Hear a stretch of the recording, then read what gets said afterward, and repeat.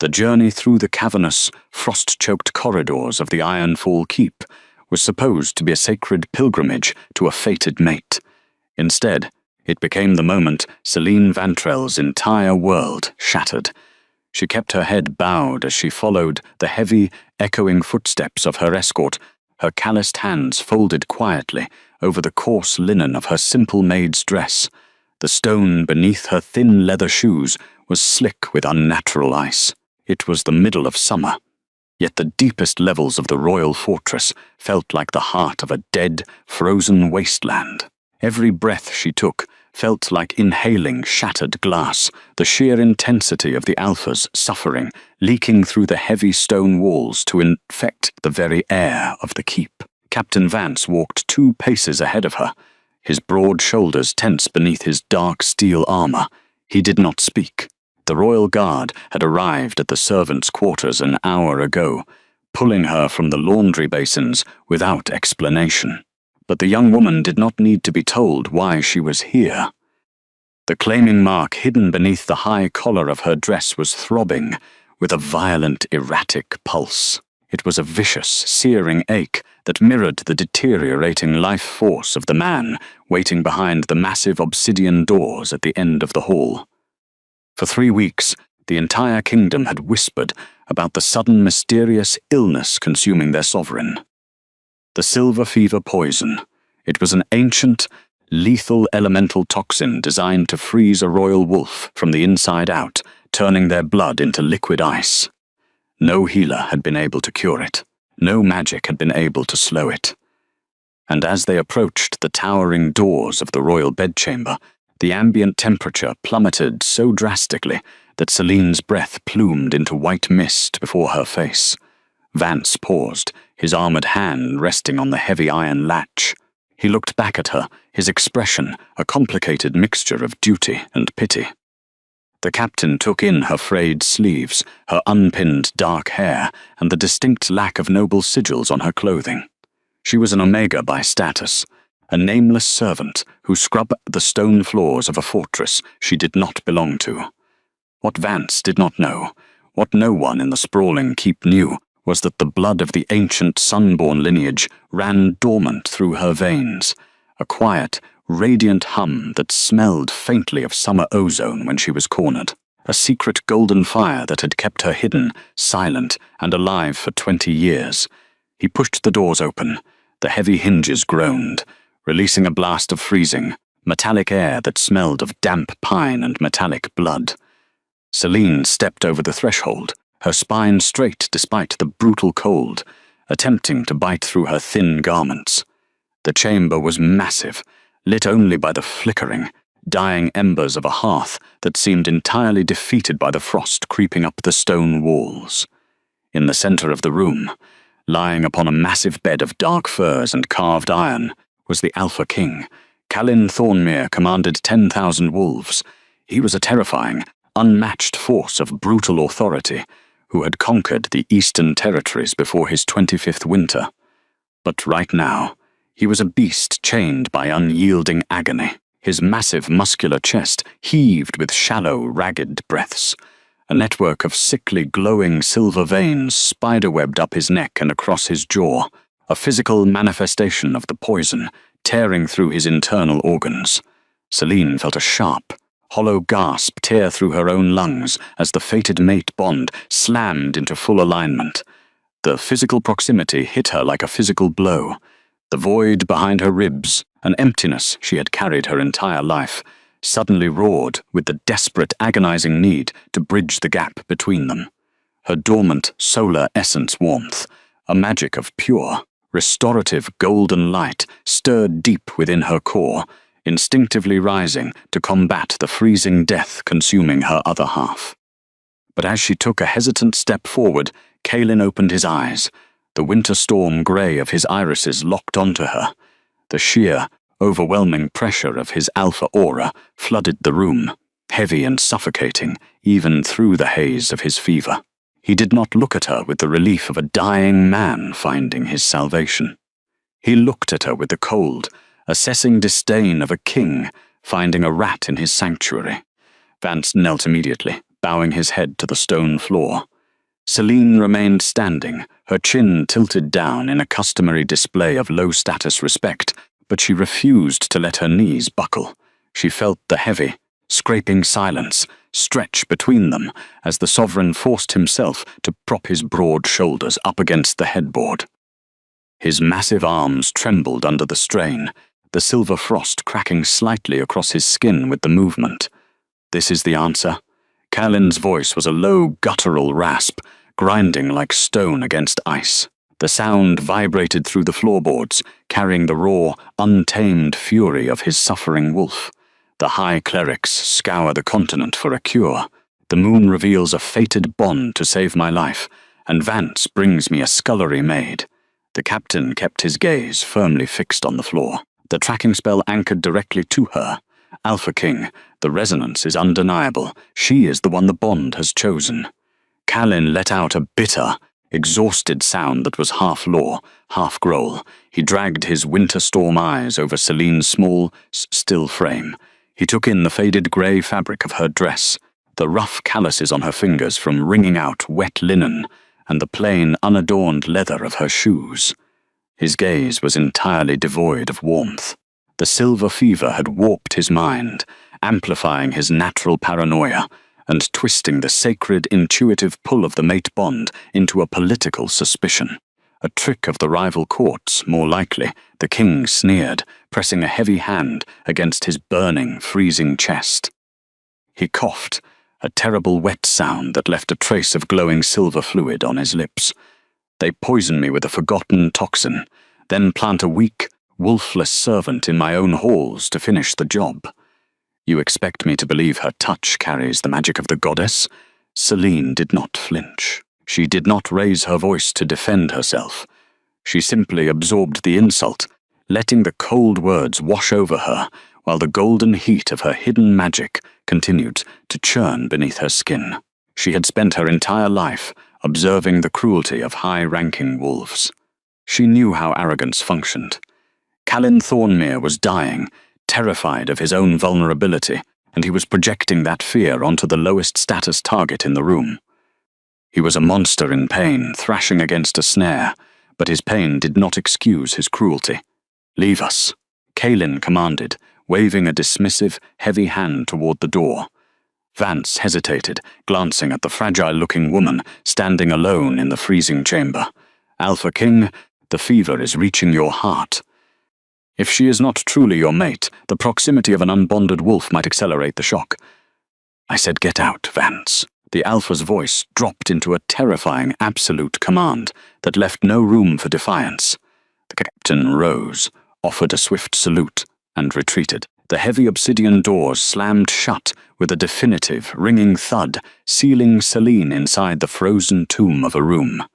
The silence that followed was absolute, broken only by the ragged, painful wheezing of the dying king on the bed. Celine lifted her head, finally meeting his gaze directly.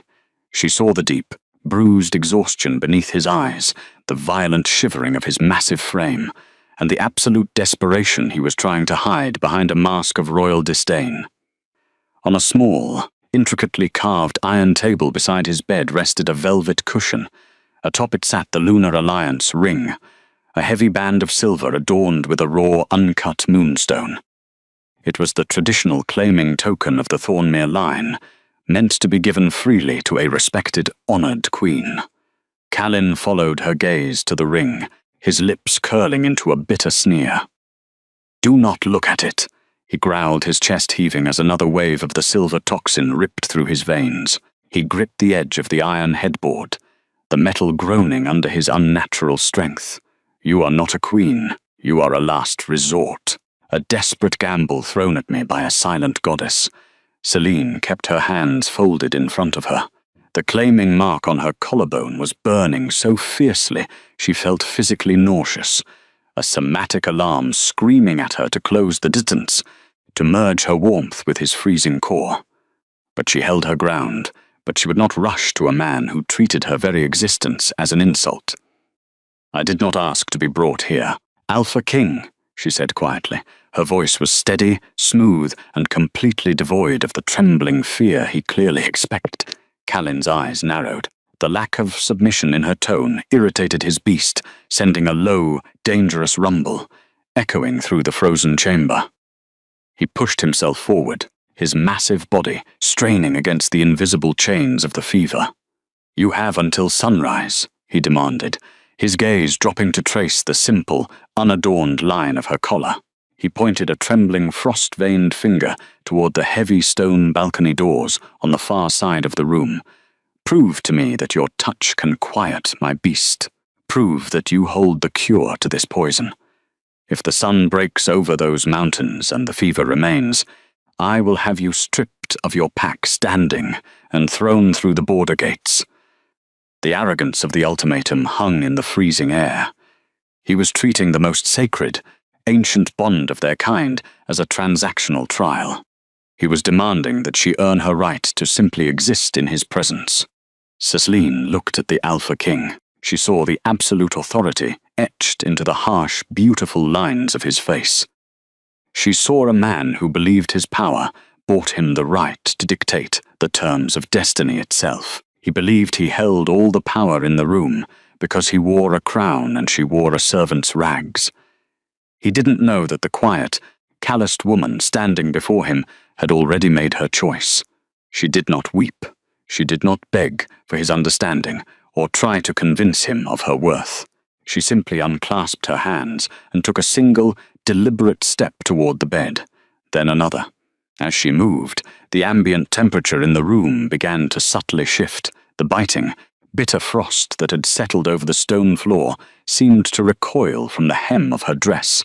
Her bare, calloused feet made no sound on the icy granite, but with every step she took, the suffocating pressure of the silver fever in the air lessened, pushed back by an invisible, radiating wave of heavy, golden summer heat. Kaelin's breath hitched. His icy grey eyes widened marginally as she approached the side of the bed. The wolf inside him, previously thrashing in blind agony against the ice in his veins, suddenly stopped. It threw itself against the forefront of his mind, letting out a desperate, echoing whine of pure, instinctual recognition. The beast knew exactly what was walking toward them. Celine stopped at the edge of the mattress. Up close, the devastation of the poison was even more terrifying. The silver frost was deeply embedded in his skin, creeping dangerously close to the left side of his chest, aiming directly for his heart. The sheer cold radiating off his massive body was enough to make her eyelashes heavy with condensation. "You will not be thrown to the borders. Alpha King," Celine whispered, her voice a soft, steady anchor in the chaotic storm of his fever. She reached out. Her small, slender hand hovered for a fraction of a second over his broad, violently shivering chest. She felt the lethal, biting cold of the toxin trying to repel her, fighting against the natural pull of the mate bond. She did not retreat. She pressed her palm flat against the center of his chest, directly over the heaviest concentration of the glowing silver veins. The impact was instantaneous. A massive, invisible shockwave of somatic energy ripped through the room. Callan let out a sharp, breathless gasp, his spine arching off the furs as the contact bridged their severed souls.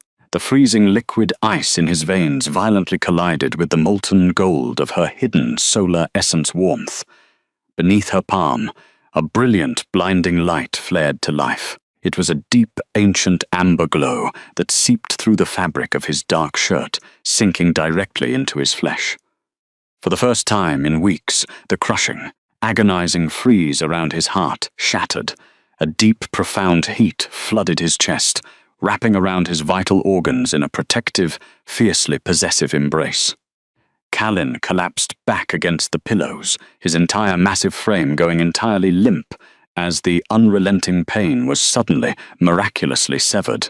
His heavy eyelids fluttered, the grey of his irises entirely blown out by the frantic, worshipful amber of his shifting wolf. His large, scarred hand instinctively twitched, his fingers weakly reaching out to grasp the coarse fabric of her skirt, seeking to anchor himself to the source of the overwhelming safety pooling in his chest. Celine looked down at the hand, weakly clutching her dress. She felt the poison drawing out of his body, siphoning into her own golden magic, where her internal fire began the grueling process of burning it away. It was an agonizing, physically exhausting extraction, but she did not break contact. She would save him. She would draw every ounce of the silver fever from his blood before the night was over.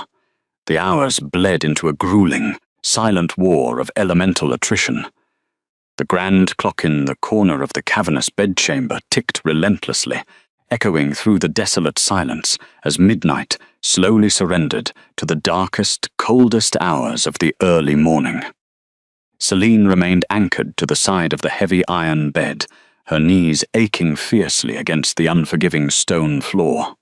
She did not waver. She did not complain. She simply closed her eyes, pulling her focus entirely inward, letting the ancient magic of her ancestors rise in a continuous, unyielding tide of golden light. The silver fever poison was a sentient, malicious entity. It fought her with brutal desperation. Every time her solar essence warmth pushed back the creeping frost around Kaylin's heart, a new tendril of freezing toxicity would lash out, attempting to surge up his throat and choke the life from him. Celine absorbed the brutal backlash without a single sound of distress. The vicious cold traveled up her own arm, turning her fingertips a pale, bloodless blue, but the frost evaporated the moment it met the core of her chest. The secret golden fire burned it away, neutralizing the ancient curse with the steady, quiet resilience of a rising sun. It was an excruciating physical toll. Perspiration beaded on her forehead, freezing almost instantly in the ambient chill of the room, only to melt again as her internal temperature spiked to compensate for the crushing cold. She was exhausted. Her bones throbbed with a deep, cavernous ache, and her lungs burdened with every breath she drew. But she refused to break the physical contact. She was not doing this for the arrogant sovereign who had insulted her.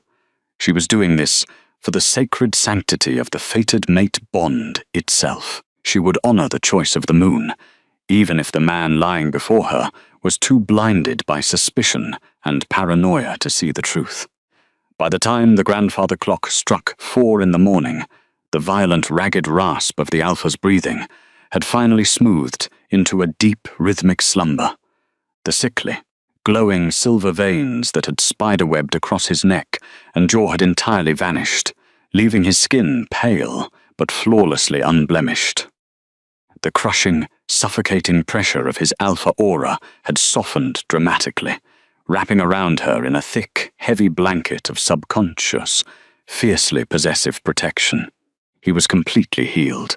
The lethal curse was broken.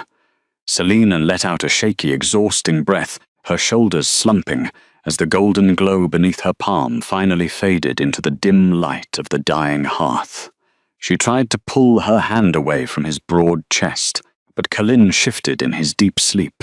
His massive, scarred hand moved with shocking speed, his thick fingers instinctively clamping down over her slender wrist to hold her in place. Even deep in the realm of unconsciousness, his inner wolf recognized the absolute safety of her presence. He let out a low, rumbling sigh, his head turning slightly toward her, seeking the lingering scent of summer ozone and warm sunlight. A girl who has never been seen cannot be replaced, because she was never there to begin with. The quiet, devastating thought drifted through her exhausted mind, carrying the heavy weight of her inevitable departure.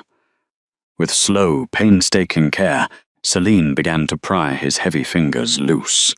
It took several tense minutes of gentle manipulation, sliding her wrist out from beneath his desperate, clinging grip. When she finally broke the physical contact, a sharp, hollow ache immediately flared behind her ribs.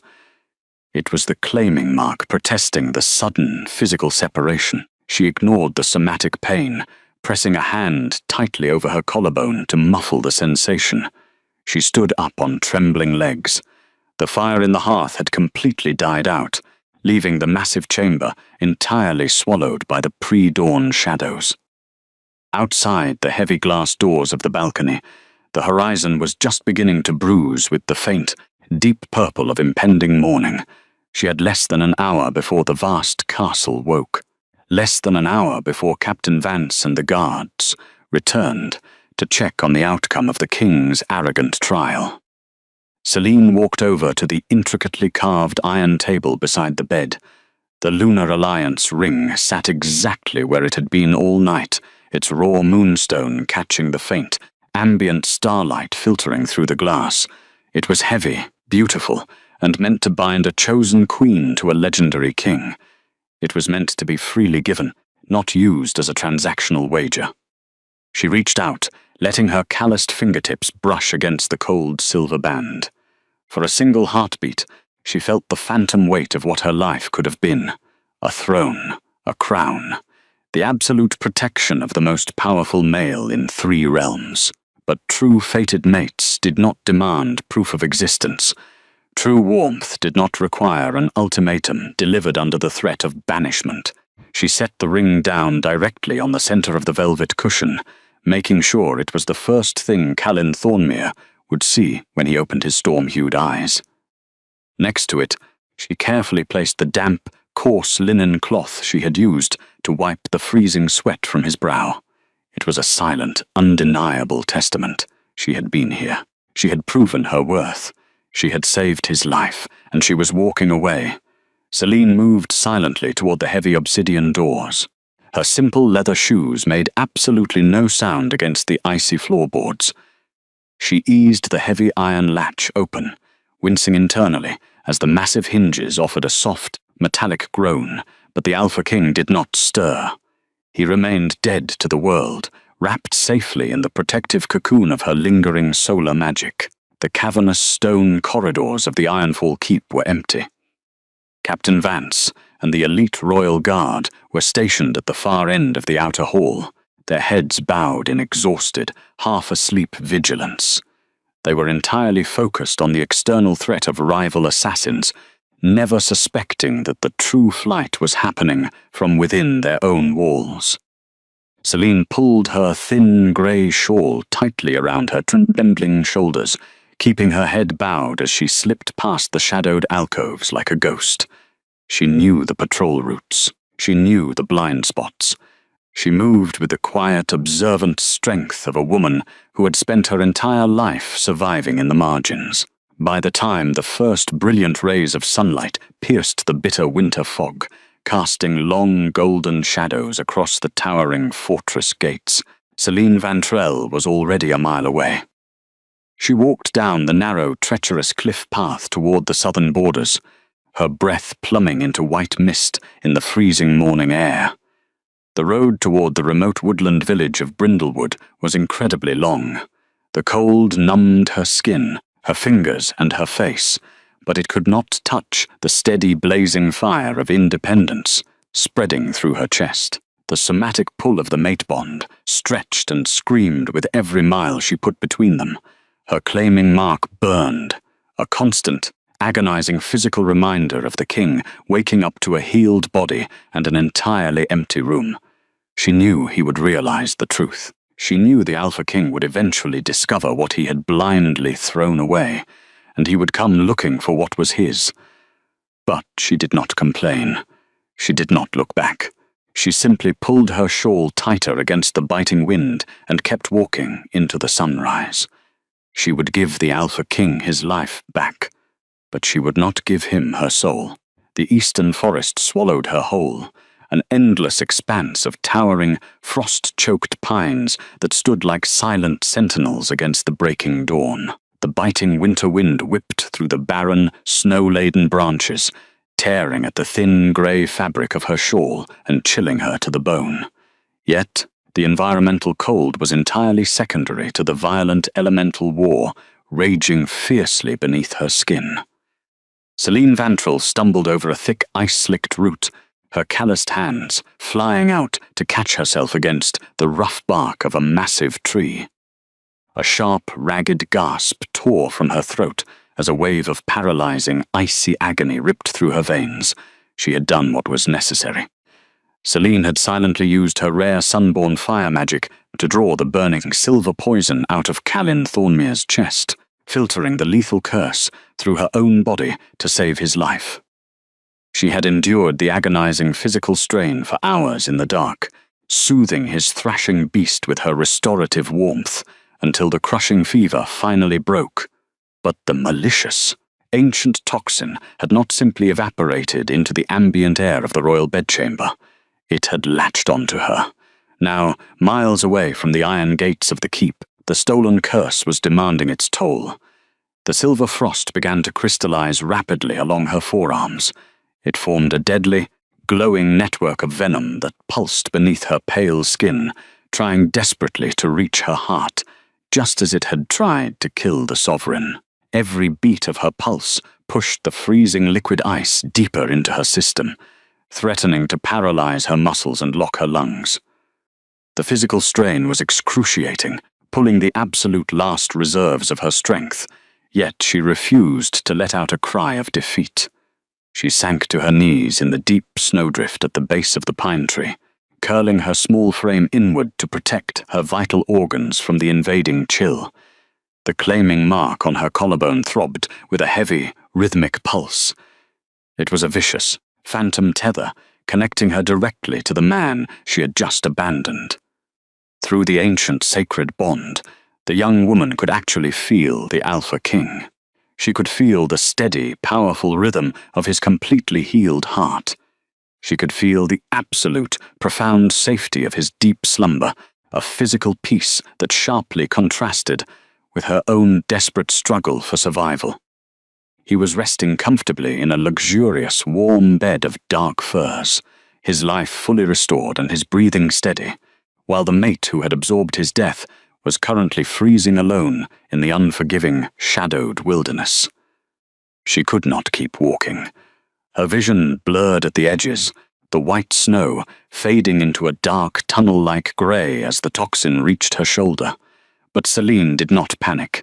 She did not weep in the face of the encroaching frost. She simply closed her eyes, grounded her trembling hands deep into the frozen earth beneath the snow, and called upon the dormant, supreme lineage that the entire kingdom believed to be a myth. Her solar essence warmth flared to life. It did not detonate with the violent, destructive force of a warrior's magic.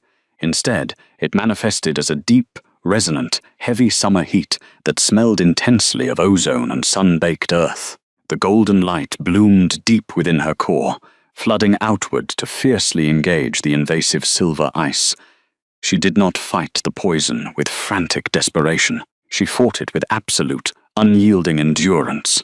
She let the golden fire burn through her bloodstream, vaporizing the toxic frost drop by agonizing drop. The clash of ice and fire inside her body forced a breathless, misty pant past her lips. Perspiration beaded on her forehead, freezing instantly in the bitter air before melting again as her internal temperature spiked to impossible levels. Every time the heavy summer heat pushed the frost back, a new wave of somatic pain radiated from her collarbone, a vicious reminder of the arrogant ruler who had demanded proof of her worth. "You have until sunrise," he had commanded, his piercing eyes full of cold, assessing disdain. Callan had treated the most sacred connection of their kind as a transactional wager. He had demanded she justify her existence, forcing a desperate ultimatum upon a bond that should have been rooted in absolute trust. But true fated mates did not demand proof. True warmth did not require a threat of banishment to prove its value. She pressed a trembling hand against her lower abdomen. The fierce, undeniable instinct of a mother suddenly flared in her chest, a protective shield forming over the faint, almost imperceptible dual heartbeat echoing beneath her own. She would not let the curse take her.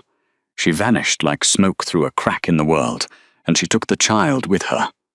The golden magic surged one final time, a blinding, brilliant flare of raw solar energy that shattered the remaining silver frost into harmless glowing dust that drifted away on the winter wind. For a long time, the runaway mate simply lay in the snow, her chest heaving as the ambient temperature around her slowly normalized.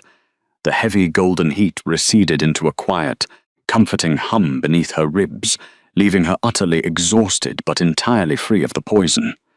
Drained but unbroken, Celine pushed herself up into a sitting position against the rough bark of the pine tree. Her fingers were stiff, raw, and aching from the cold.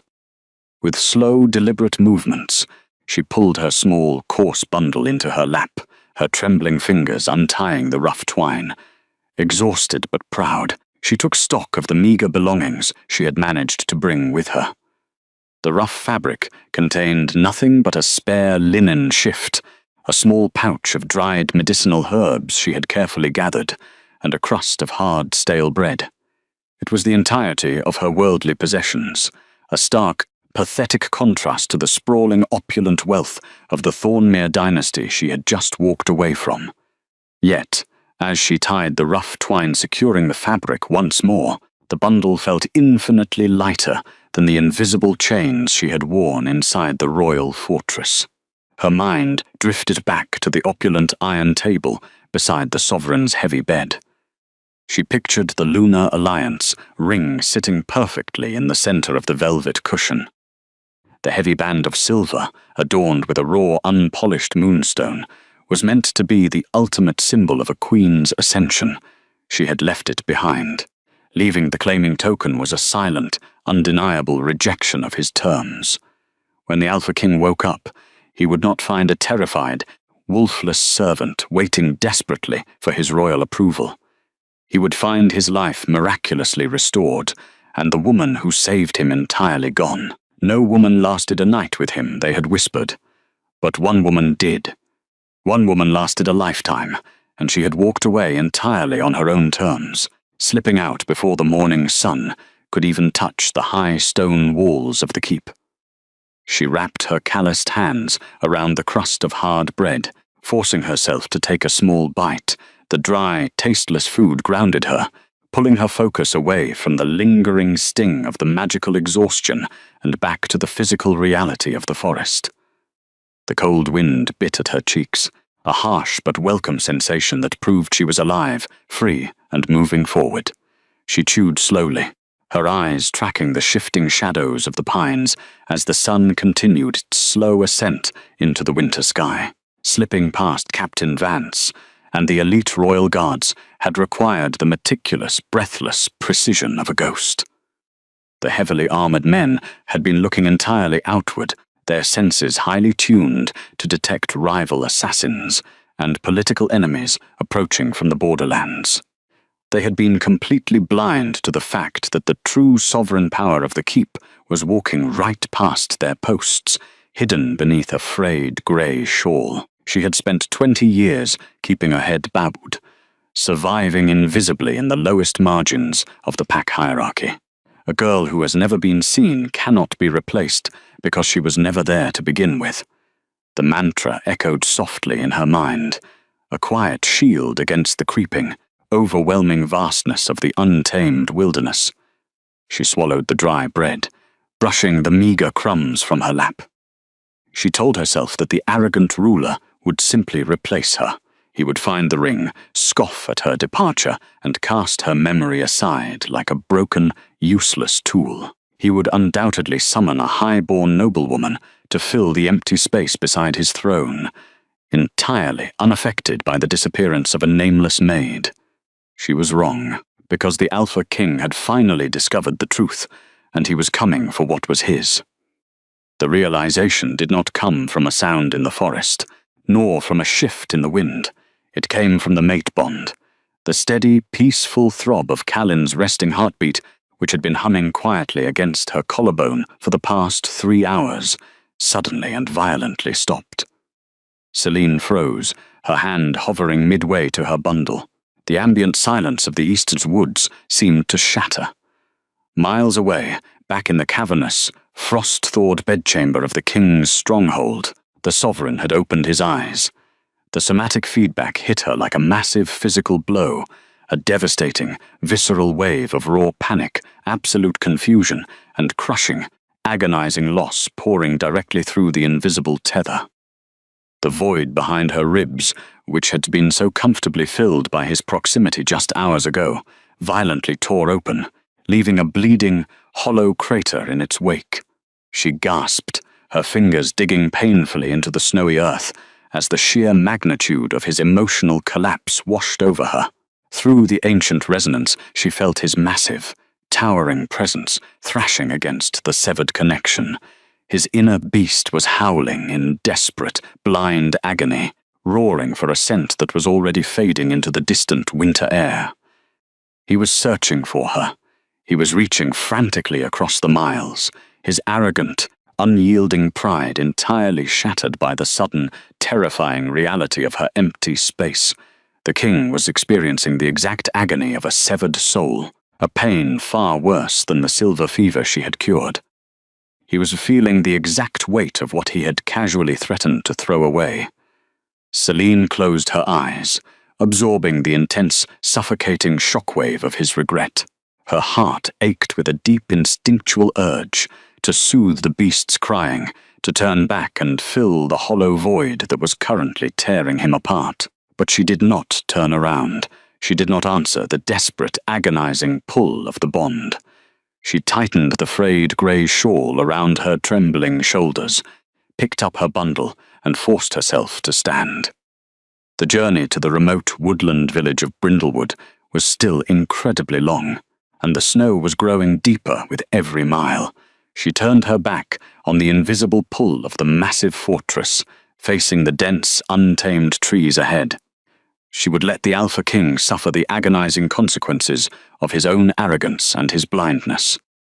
She had a new life to build, a hidden, precious legacy to protect, and she would walk to the ends of the earth, braving every winter storm, to ensure it remained entirely hers. The heavy, suffocating darkness that had trapped Kaelin Thornmere for weeks suddenly snapped, dissolving into the crisp, biting air of the cavernous royal bedchamber. The sovereign drew a sharp, violent breath, his broad chest heaving as oxygen flooded his lungs without the familiar, agonizing resistance. There was no freezing bite. The lethal, liquid ice of the silver fever poison that had shredded his internal organs and paralyzed his muscles was entirely gone. He pushed himself up from the sprawling bed of dark furs, his massive, scarred hands gripping the iron headboard with staggering, unhindered force. His skin, previously marred by glowing, toxic silver veins, was flawlessly smooth and radiating a natural, profound heat. The golden, restorative magic of Celine Vantrill's solar essence, warmth still thrummed deep within his marrow, a soothing summer fire that had fought a brutal war in the dark to save his miserable life. The ancestral curse had been completely eradicated. Yet, as the Alpha King swung his muscular legs over the edge of the mattress, his bare feet hitting the freezing granite floor, the physical triumph of his miraculous survival was instantly eclipsed by a catastrophic internal collapse. His inner beast did not rejoice. It did not revel in the restored vitality of their shared massive frame. Instead, the great wolf threw itself against the confines of his mind, unleashing a deafening, desperate howl of pure, unadulterated agony. The crescent-claiming mark on his left pectoral muscle, the sacred, ancient anchor of his soul, was burning with a violent, hollow cold. It was not the biting chill of the elemental toxin he had just survived, but the devastating, echoing void of a severed connection. The somatic feedback hit him like a physical blow, a visceral crater tearing open behind his ribs where the warm, steady presence of his fated mate should have been resting. The hollow mark did not just contain his regret, it created a literal void, an agonizing absence where his very magic and soul should be. Kaelin scrambled to his feet, his large frame swaying dangerously as his silver eyes frantically scanned the dimly lit, fog-draped chamber. He tore back the heavy obsidian curtains, expecting to see her collapsed in a chair, exhausted from the grueling magic she had wielded to extract the poison. He expected to find the quiet, resilient maid resting by the hearth, her calloused hands bruised from the ordeal, waiting for the arrogant ruler to acknowledge her undeniable worth. He desperately needed to see her calm, observant eyes, to pull her into his arms and apologize for the cruel ultimatum he had issued just hours before. The vast room was entirely empty. The morning was supposed to mark the glorious resurrection of the sovereign of the royal citadel. Instead, it became the exact moment Callan Thornmere's entire world shattered into irredeemable, jagged pieces. The faint, lingering scent of summer ozone and warm, sun-baked earth still clung to the coarse linen sheets, a phantom reminder of the absolute safety she had provided while he thrashed in the agonizing dark. He followed that delicate olfactory trail like a starving animal, stumbling blindly across the freezing stone floor toward the intricately carved iron table near the balcony doors. Resting perfectly in the center of a velvet cushion was the Lunar Alliance ring. The heavy silver band and its raw, uncut moonstone caught the early morning light, utterly untouched and glaringly abandoned. Right beside the sacred jewelry lay a small, delicate silver feather, a cheap, modest charm that had previously been tied to the fringe of her frayed grey shawl. Next to these items sat the damp, coarse linen cloth she had used to meticulously wipe the freezing sweat from his brow during the darkest, most terrifying hours of the night. The terrifying ruler stared at the collection of discarded items. His scarred fingers trembled violently as he reached out, brushing the cold metal of the claiming token. The truth slammed into him, collapsing his lungs and driving the air from his chest in a broken gasp. Celine had not failed his arrogant, insulting trial. The Sunborn healer had endured the excruciating extraction of his curse, completely restoring his life force, and then she had deliberately, quietly packed her meager belongings and walked away. The silver feather and the abandoned ring were a silent, undeniable testament of her sovereignty. She was refusing him. A crushing wave of profound, suffocating regret forced the massive alpha to his knees. The freezing granite floor bit into his bare skin, but he barely registered the environmental discomfort. He had looked at the very vessel of his salvation, the one woman destined by the stars to stand beside him, and treated her like a treacherous political assassin. He had demanded that she justify her existence under the threat of public banishment. He had taken the most sacred, intuitive pull of the fated bond and degraded it into a transactional wager, demanding proof from a woman who owed him absolutely nothing. And in response, the resilient servant had given him exactly what he asked for. She had proved her undeniable worth, saved his life with a magic he did not deserve, and then she had vanished like smoke through a crack in the world, leaving him to suffocate in the pathetic ruins of his own pride.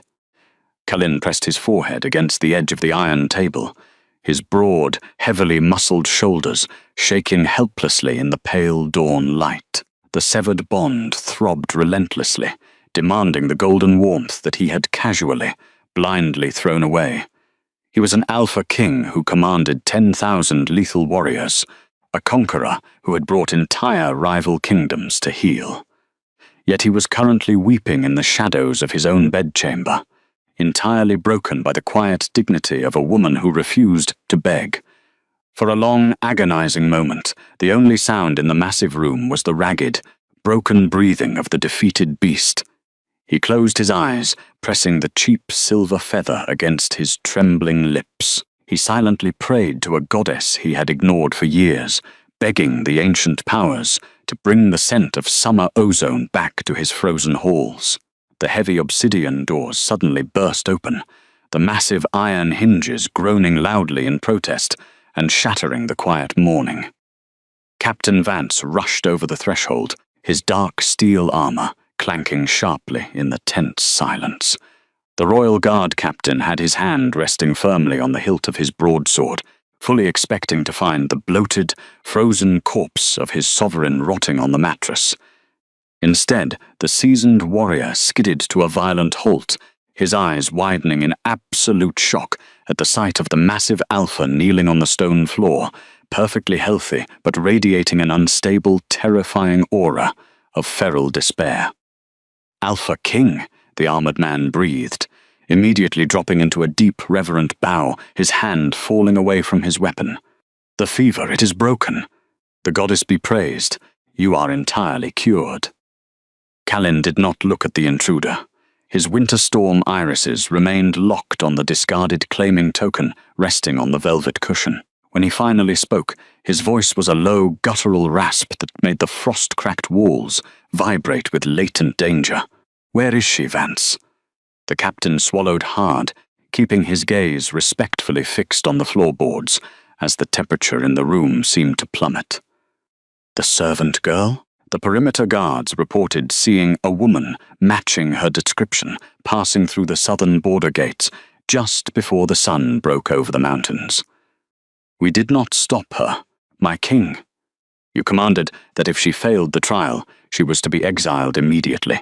A vicious, deafening snarl ripped through the chamber, the sound so violently primal that it forced the royal guard captain to instinctively take a step back. Callan rose to his full, intimidating height. The suffocating pressure of his alpha dominance flooded the room, heavy, erratic, and untempered by the gentle summer heat that had vanished with his mate. The sheer force of his presence rattled the glass panes of the balcony doors, cracking a mirror on the far wall. Before the sovereign could issue a command, the distinctive rustle of heavy, expensive fabric echoed from the outer hallway. Evelyn Sterling stepped into the royal bedchamber, completely ignoring the sacred privacy of the king's quarters. The ambitious rival noblewoman wore an exquisite crimson silk gown, her silver blonde hair pinned in elaborate, jeweled braids that signified her elite dynastic status. A sweet, practiced smile curved her perfectly painted lips, directly contradicting the cold, calculating gleam of ambition in her eyes. The heavy scent of sweet gardenia and honey followed her into the room, a cloying, artificial perfume deliberately designed to mask the toxic political rot she thrived on. "Praise the ancestors," Evelyn murmured, her voice dripping with artificial relief as she gracefully glided toward the massive bed, entirely oblivious to the lethal tension radiating from the men in the room. The curses lifted. I knew the High Cleric's prayers would prevail over that wretched magic. Now that the dreadful sickness has passed, Callan, we can finally proceed with the spring's choosing ceremony. The pack requires a true, pure-blood Luna to guide them through the coming winter, not some feral. Do not speak. The command cracked through the freezing air like a physical whip. The rival aristocrat froze mid-step, her practiced smile faltering as the sheer, freezing hostility of the king's gaze locked onto her face. Kaelin stared at the elite noblewoman, her pristine clothing, her arrogant posture, her calculated, suffocating scent. Everything about her disgusted his grieving beast. His inner wolf was violently repulsed by the artificial sweetness, craving only the scent of sun-baked earth and the quiet, calloused hands that had willingly absorbed his agony in the dark. Evelyn represented the exact dynastic vanity, the exact arrogant political machinery that had poisoned his mind and driven his true mate out into the freezing wilderness. Alpha. Evelyn tried again, her tone shifting into a soothing, patronizing register as she attempted to recover her footing. She reached out a manicured, jewel-adorned hand toward his bare arm, intending to offer a comforting, intimate caress. "You are simply disoriented from the fever. That wretched little maid was nothing but a temporary poultice, a disposable tool. You need someone of proper lineage to stand beside you, and touch me, and you will lose that hand," Callan stated flatly. His voice dropped to a deadly, quiet register that promised absolute, unhesitating violence. The noblewoman snatched her fingers back as if she had been burned, her pale cheeks flushing with a chaotic mixture of profound humiliation and sudden, genuine terror. She took a hasty, clumsy step away, finally recognizing the feral, untamed danger radiating from the man she had arrogantly hoped to manipulate. The sovereign was not looking at her as a prospective bride, nor as a political ally. He was looking at her as a parasitic insect that had dared to crawl into a sacred shrine.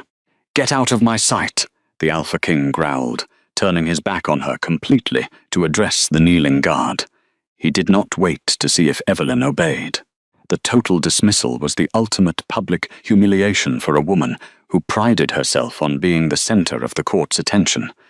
She let out a soft, indignant gasp, gathering her crimson silk skirts and fleeing the bedchamber before the beast decided to tear her throat out. Kalin snatched the Lunar Alliance ring and the delicate silver feather from the velvet cushion, clutching the precious items tightly in his massive fist until the metal bit painfully into his scarred palm.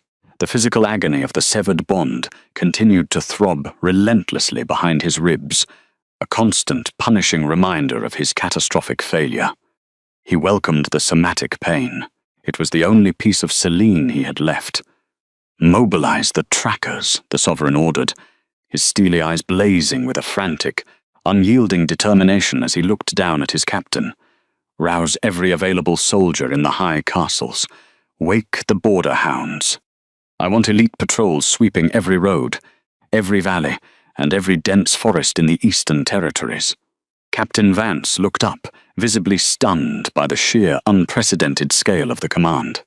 "Alpha, a continent-wide mobilization of 10,000 wolves, will throw the outer courts into absolute chaos.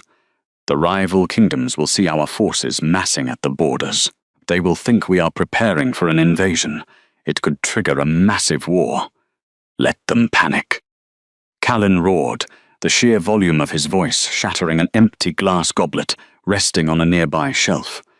The terrifying beast within him surged forward, completely overriding his usual political restraint and strategic patience. He did not care about the delicate optics of the noble court. He did not care about dynastic alliances, trade agreements, or the fragile peace of the neighboring realms. He looked down at the empty space beside his massive iron bed, the somatic void in his chest, bleeding profusely with every second that his mate walked further away from him. She is out there. My true mate, the absolute savior of this rotting keep, is wandering in the freezing wilderness because of my unforgivable arrogance. He closed his eyes, his broad shoulders trembling as the crushing weight of his realization threatened to drag him back down to the cold stone floor. He took a deep, ragged breath, clutching the silver feather so tightly it nearly pierced his skin. "Tear the world apart if you have to, Vance," the Alpha King whispered, his voice cracking with a roar, devastating vulnerability that the captain had never heard from the legendary conqueror. "Burn the treaties. Let the rival kingdoms wage their endless wars. Because I will not rest, I will not sleep, and I will not rule until you find her." He opened his eyes, staring out through the glass balcony doors toward the rising sun. "Find her and tell her I am on my knees." 6 months had slowly turned the harsh, biting frost of her initial escape into a crisp, golden autumn, and then back into the early, bitter breaths of a new winter. The remote woodland village of Brindlewood sat, nestled deep, within a forgotten valley of the Eastern Territories, wrapped in a thick, insulating blanket of ancient pine trees and perpetual wood smoke. It was a place entirely disconnected from the grand, treacherous political machinations of the royal courts. There were no towering obsidian walls to trap the cold, no elite guards patrolling the perimeters in dark steel armor, and no suffocating dynastic hierarchies dictating who was worthy of basic respect. It was simply a collection of modest, weather-beaten wooden cabins clinging stubbornly to the edge of the untamed wilderness. For a runaway carrying the most important secret in 3 realms, this quiet isolation made it the absolute perfect sanctuary. Selene Ventrell stood by the heavy wooden table inside the village apothecary, her calloused hands expertly grinding a dried bundle of winter mint, bloodroot, and yarrow into a fine, fragrant powder. The repetitive, rhythmic scrape of the heavy stone pestle against the mortar was a grounding, meditative anchor for her thoughts. The rustic cabin smelled intensely of roasting chestnuts, damp earth, and the sharp, clean scent of drying herbs hanging from the exposed wooden rafters. It was a warm, domestic safety that stood in stark, beautiful contrast to the sterile, freezing granite floors of the royal fortress she had left behind. The heavy, comforting weight of her swollen belly pressed gently against the edge of the wooden table as she worked. She was 6 months pregnant. The dual heartbeat humming steadily beneath her ribs was a constant, undeniable drum of life that fueled her every waking moment. The child growing inside her was exceptionally strong, continuously wrapped in the protective, radiant hum of her dormant solar essence warmth. Every time the baby shifted or kicked, a faint golden glow would momentarily illuminate the veins beneath her pale skin, a beautiful reminder of the supreme, ancient lineage she was quietly harboring in the shadows. "Is it ready yet, Celine?" A small, reedy voice interrupted the quiet rhythm of her thoughts.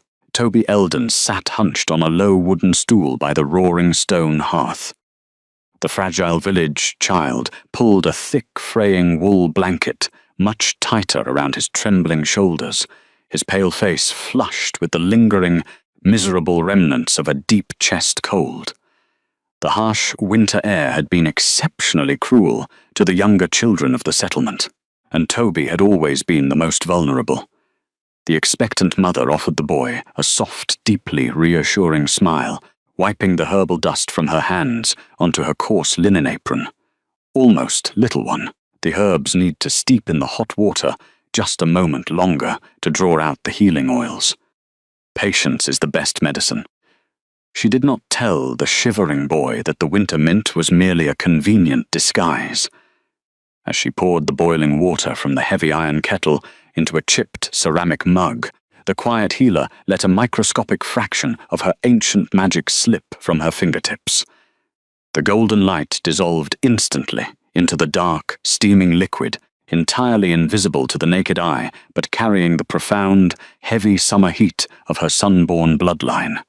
Toby took the warm mug with shaking hands and drank the bitter brew. Almost immediately, the harsh, rattling wheeze in his fragile lungs smoothed out into a clear, even breath. The boy let out a deep, contented sigh, his unnatural fever breaking rapidly as the hidden magic went to work, soothing the inflammation with an impossible, radiant warmth. From the shadowed corner of the rustic cabin, Martha Finch watched the entire exchange with sharp, incredibly perceptive eyes. The warm, weathered village elder had taken the exhausted runaway in without a single question when she had first stumbled out of the freezing wilderness half a year ago. Martha was highly skilled in natural medicine, having tended to the people of Brindlewood for 4 decades, but she was not blind. The older woman knew with absolute certainty that no amount of steeped yarrow or mint could cure a severe, rattling lung infection in a matter of seconds. "You have a rare, beautiful gift, child," Martha murmured quietly, stepping forward to take the empty ceramic mug from the sleepy boy's hands. "The land heals faster where you walk. The winter frost does not seem to bite as hard when you are near the gardens. You bring the summer with you." Celine lowered her gaze, her fingers instinctively rising to trace the high, unadorned collar of her modest grey dress. Beneath the rough fabric, the crescent-claiming mark on her collarbone throbbed with a dull, persistent ache. It was a somatic tether that refused to fully quiet, a constant physical reminder of the massive, bleeding void she had left behind in the Alpha's domain. "It is just careful brewing, Martha. Small things mend the world. Always." The elder placed a comforting, wrinkled hand on the younger woman's tense shoulder, offering a gentle squeeze. "You are safe here. Whatever shadow it is you are running from, it cannot reach this valley. We look after our own." The runaway nodded. Though a faint, involuntary shiver traced its way down her spine, she had found a profound, quiet peace in this rustic sanctuary. She was no longer a nameless, invisible maid scrubbing bloodstains from the boots of arrogant nobles. She was respected. She was needed. "Thank you for letting me go," she thought, aiming the silent, fierce sentiment back across the miles toward the arrogant sovereign who had issued that cruel ultimatum. Because being let go had allowed her to be found by a better community, a better sanctuary, a better life, and she would never, ever look back. But the past was not a quiet thing, and Callan Thornmere was not a man who accepted defeat. The echoes of the Alpha King's devastating, catastrophic regret had rippled violently across the entire continent. Travelers and merchants, passing through the outer trading posts, brought terrified, breathless whispers of a kingdom thrown into absolute chaos. The legendary conqueror had completely lost his mind. He had not taken a new Luna to guide the pack. He had violently dismissed the elite nobles, banishing the ambitious Evelyn Sterling from the court entirely when she dared to suggest a political marriage. Instead, the sovereign had turned his massive military might entirely outward in a frantic, unhinged manhunt. 10,000 elite wolves, led by a deeply exhausted Captain Vance, were currently tearing the eastern territories apart, searching every road, valley, and deep forest for a woman who had vanished like smoke. The sheer, crushing intensity of his despair bled through the sacred mate bond every single night. When the village was entirely silent, Celine would lie awake on her narrow cot, clutching her chest as the claiming Mark burned with the Alpha's frantic, weeping apologies. She could literally feel his immense power thrashing against the emptiness, a terrifying beast starving for the scent of summer ozone. He was searching. He was suffering the exact agonizing consequences of his own pride. But the pregnant mother held her ground, fiercely protecting the sanctuary she had built, refusing to subject her unborn child to a man who treated love as a transactional trial. The peaceful domestic rhythm of the afternoon shattered without a single warning. It started with the sudden eerie silence of the surrounding woods. The winter birds abruptly stopped singing. The ambient, familiar rustle of the forest creatures ceased entirely, leaving a heavy, unnatural vacuum in the freezing air. Then a low, guttural snarl vibrated through the frozen earth beneath the cabin floorboards, a sound so violently primal and unnatural that it physically rattled the wooden shutters of the apothecary. Screams erupted from the village square. Celine dropped the stone pestle, the heavy tool hitting the floorboards with a dull, heavy thud. Her maternal instincts flared into a blinding, suffocating panic. She rushed to the window, throwing the wooden shutters open to the biting wind. The sight outside froze the blood in her veins. 5 massive, feral wolves were stalking aggressively through the center of Brindlewood. They were rogues, starving, exiled beasts, driven entirely mad by the harsh winter and the relentless, suffocating military patrols that had pushed them out of the southern borderlands. Their fur was matted with dried blood and thick frost, their lips curled back to reveal yellowed fangs, and their eyes glowed with a rabid, indiscriminate hunger. The villagers were scrambling in absolute terror, diving into root cellars and frantically barricading their wooden doors. But Toby had wandered out to the woodpile just moments before to fetch kindling. The fragile child was frozen in the deep snow, his eyes wide with paralyzing fear, as the largest of the rogue wolves locked its rabid, predatory gaze directly onto his small frame. "Toby!" Martha screamed from the doorway of the cabin, her voice cracking with helpless, absolute terror as the feral beast lowered its head to charge. Celine did not think. She did not hesitate to weigh the risks. The quiet, observant restraint that had kept her hidden for 20 years instantly evaporated, completely overwritten by the fierce, world-bending strength of a mother protecting the innocent. She sprinted out of the cabin, her leather shoes slipping against the icy ground as she threw her own body between the massive feral beast and the trembling boy. "Run, Toby! Get to the cellar!" she commanded, her voice ringing with an absolute, unnatural authority that brooked no argument. The child scrambled backward, slipping frantically through the snow toward the safety of the elder's open door.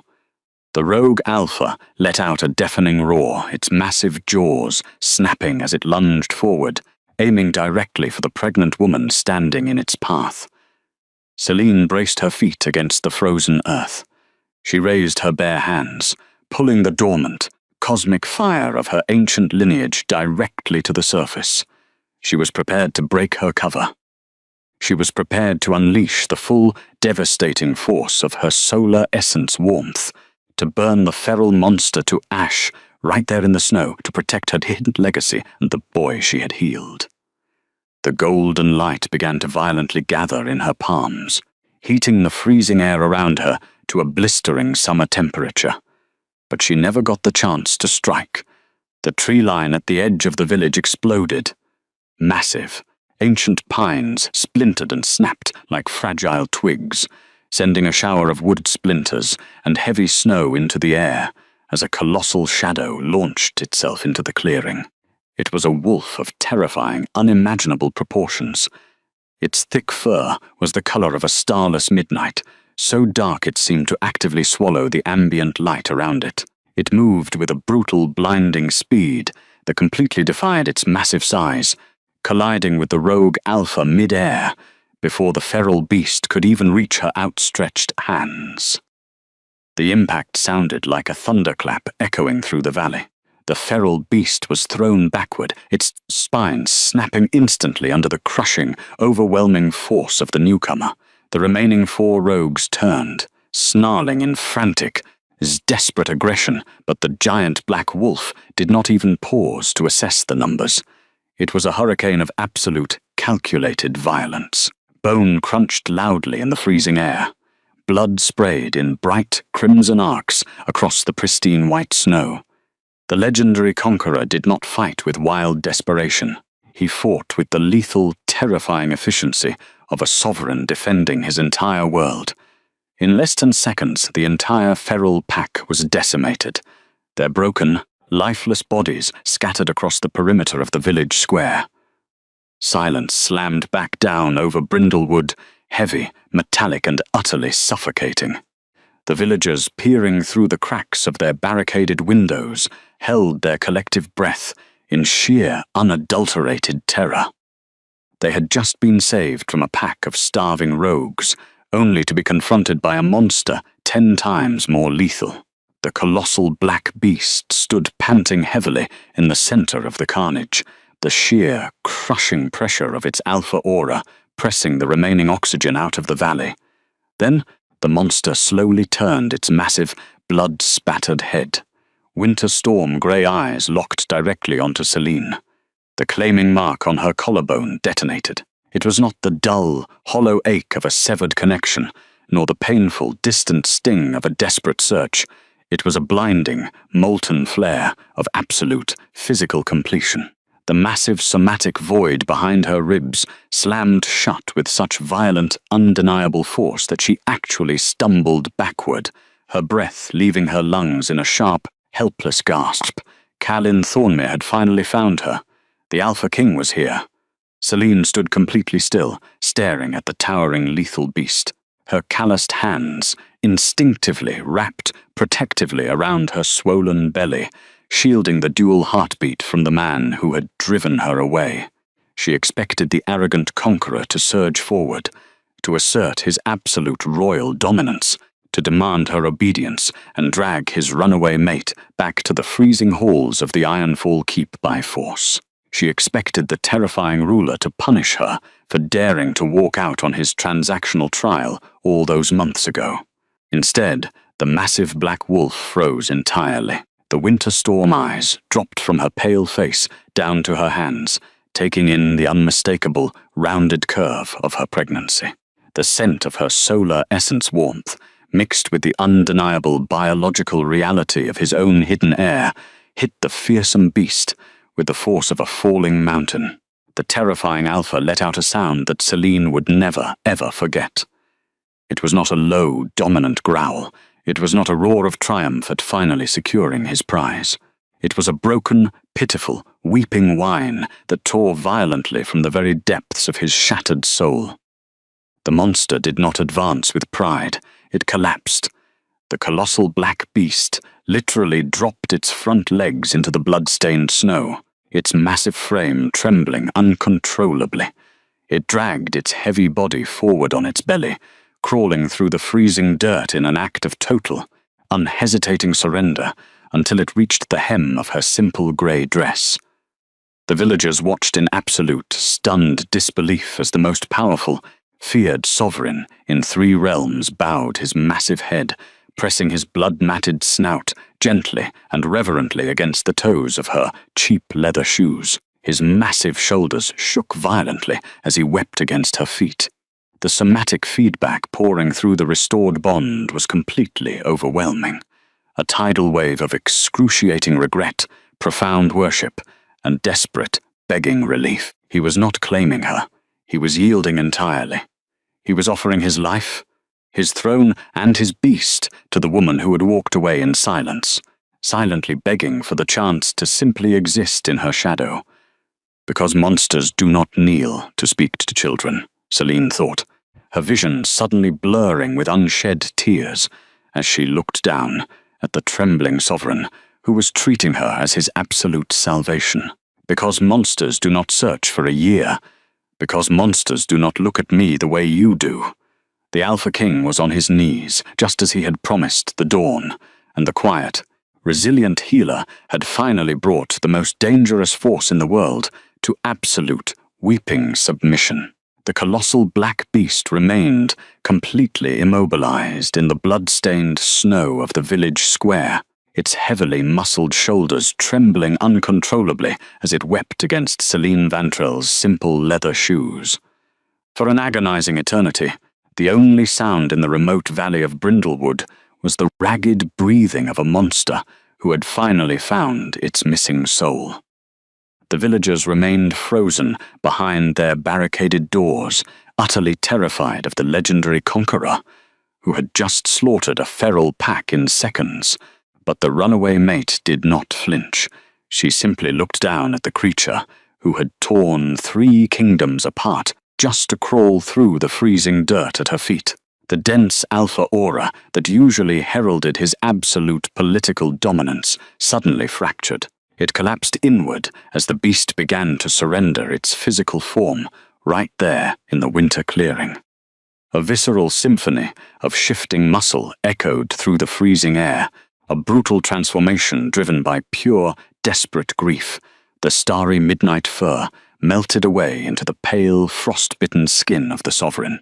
Calin Thornmere knelt before her in his human skin, his broad, scarred chest heaving violently in the bitter wind.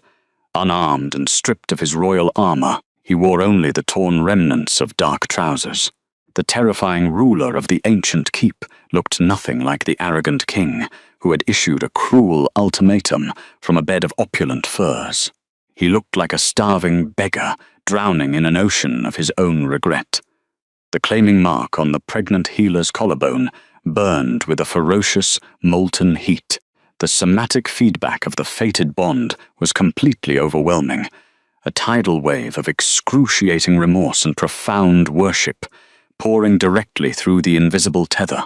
The void behind her ribs, the hollow crater she had carried through the wilderness for half a year, was suddenly flooded with a physical, agonizing peace. The Alpha raised his heavy head, exposing the flawless skin over his heart where the silver fever poison had once threatened to kill him. His frost-pale irises were bloodshot, overflowing with raw, unashamed tears, tracking through the dried blood smudged across his jawline. "I am sorry," the sovereign whispered. His voice was a broken, guttural rasp that completely lacked the authoritative resonance of a monarch. He reached out with heavily trembling hands, not daring to touch her pale skin, but instead carefully wrapping his scarred fingers around the frayed hem of her coarse grey dress. "I was a blind, arrogant fool. I took the most sacred gift the goddess could bestow and treated it like a political wager. I drove you into the freezing dark because I was too terrified to believe that someone of your pure, unyielding light could ever belong to a monster like me." He pressed his forehead against her knees, his massive frame shaking with the force of his weeping. "Because when I saw you lying there, broken and abandoned, something in me roared that I had to save you, even if saving you destroys me." The words tumbled from his lips in a frantic confession, revealing the absolute madness that had consumed him during his relentless manhunt.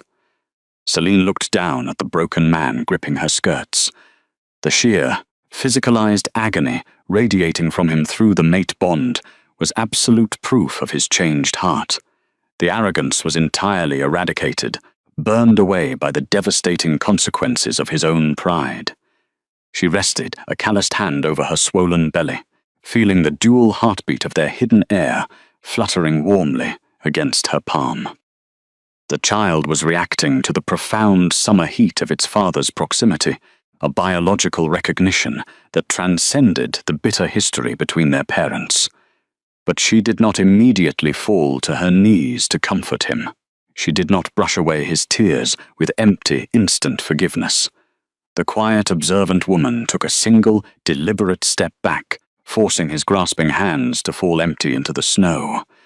Kalen let out a sharp gasp at the loss of contact, his broad shoulders bowing forward as if she had struck him with a physical blade. "You gave me until sunrise to prove my worth," Celine stated quietly. Her voice carried the serene, unshakable authority of a woman who had survived the harshest winters on her own terms. "You demanded that I justify my existence to you under the threat of exile. You treated our bond as a transaction, an asset to be weighed and measured against your political paranoia. I saved your life because the moon demanded it, but I walked away because my soul refused to be caged by a man who did not respect it." Martha Finch stepped slowly out from the doorway of the apothecary, her weathered hands resting protectively on the shoulders of the trembling Toby Eldon. The village elder did not bow to the kneeling king. She simply stood as a silent witness to the profound shifting of power in the blood-stained snow. The runaway had built a sanctuary here, a life of quiet dignity and purpose, while the legendary conqueror had torn his own kingdom apart, trying to reclaim what he had blindly discarded. Callan did not challenge the elder's defiance. He did not even look at the villagers, gathering at the edges of the clearing. His entire universe was reduced to the woman standing before him. He pressed his forehead directly into the frozen earth, fully prostrating himself before the outcast maid in an act of absolute surrender. "I do not ask for your forgiveness. My Luna," he wept, his tears freezing against the winter dirt.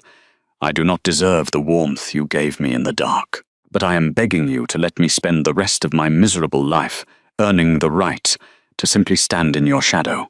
I will strip my court. I will burn the throne. I will live out my days in these woods as your guard dog if you demand it. Just do not let me wake up in a world where you do not exist." Celine stared down at the prostrate ruler. The physical toll of his chronic despair was etched deeply into the lines of his face, a somatic mirror to the pain she had endured during her lonely flight. The heavy, protective instincts of her dormant magic hummed softly beneath her ribs, recognizing the genuine, uncompromising devotion in his vow.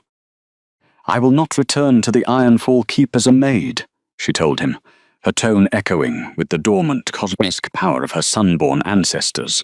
"I will not return as a tested mate, nor as a secret you hide in the shadows of your court. If I walk back through those obsidian gates, I walk as your equal. I walk as the High Luna. I rule beside you, not beneath you. And the moment you require proof of my loyalty again, I will vanish and you will never find me." The Alpha King lifted his head, his grey eyes blazing with a frantic, desperate reverence. He did not hesitate to accept her absolute terms. He did not consider the political ramifications of elevating a nameless servant above his elite nobles. "You are my sovereign," he vowed, his voice cracking with intense relief. "My life, my crown, and my beast belong entirely to you. Order me, Celine. Give me your decree, and I will tear the stars from the sky to light your path." 3 weeks later, the cavernous, frost-choked halls of the Grand Bastion were utterly transformed. The oppressive, perpetual winter that had gripped the royal fortress for decades had miraculously broken, driven back by an impossible, radiant warmth that seeped from the very stones of the foundation. Warm, golden sunlight streamed through the massive stained glass windows of the grand throne room, casting brilliant prisms of amber and rose across the polished granite floors. The heavy scent of damp pine and metallic blood had been entirely replaced by the rich, comforting fragrance of summer ozone and blooming hearth-fires. The kingdom of Thornmere was holding its breath. The vast, vaulted hall was packed shoulder to shoulder with the highest-ranking alpha nobles, elite military generals, and territorial delegates from across the continent. It was the spring choosing ceremony, a sacred, ancient rite that historically cemented dynastic alliances and political marriages. For months, the elite aristocracy had whispered about the king's madness. Deeply terrified by his feral manhunt and his violent dismissal of high-born candidates like Evelyn Sterling, they had expected him to return from the Eastern Territories with a conquered princess to stabilize the volatile political climate. Instead, the massive obsidian doors groaned open, and the entire royal court fell into a stunned, suffocating silence.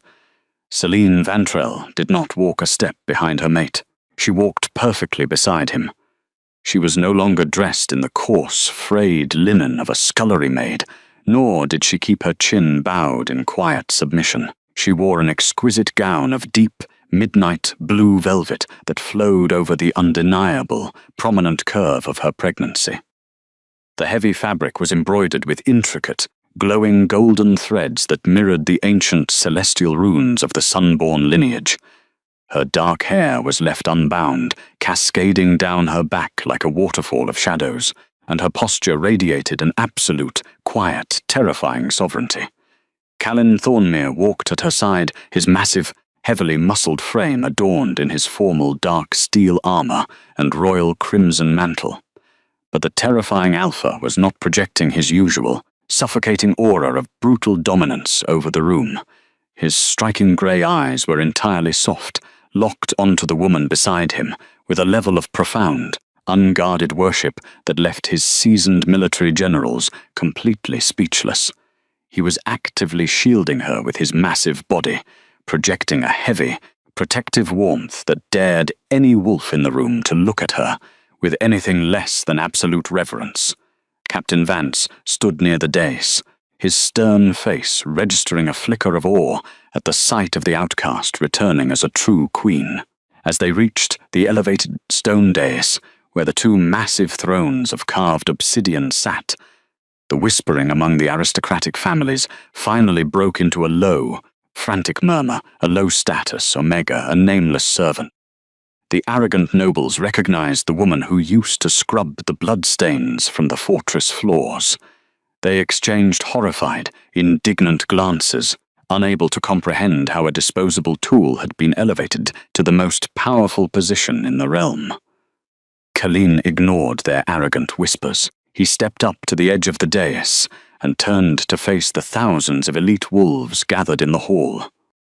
The ambient temperature in the room spiked rapidly, responding to the protective fury of his beast. Silence instantly slammed back down over the crowded court, thick and suffocating. For 20 years, this keep has been poisoned by arrogance, by dynastic vanity, and by a freezing rot that nearly cost me my life. The sovereign's voice boomed, a guttural, echoing roar that rattled the glass windows of the grand hall. I was a blind, dying fool who demanded proof from the very goddess who came to save me. I cast away the only light in this dark world because I believed power was measured by titles and pure bloodlines. He turned to his mate, his broad shoulders dropping the tense, aggressive posture of a conqueror. Right there, in front of the most powerful, arrogant wolves in 3 realms, the legendary king reached up and removed the heavy, ancestral crown of spiked dark iron from his own head. He sank to one knee on the polished granite, bowing his head as he gently placed his royal crown directly at the toes of her velvet slippers. A collective horrified gasp rippled through the nobility. An alpha king never knelt in public. A sovereign never surrendered his crown to a mate. But as the heavy iron touched the floor, the latent, cosmic magic within the pregnant queen finally answered the public submission of her mate. She closed her eyes, letting the dormant power she had hidden for her entire life surge violently to the surface.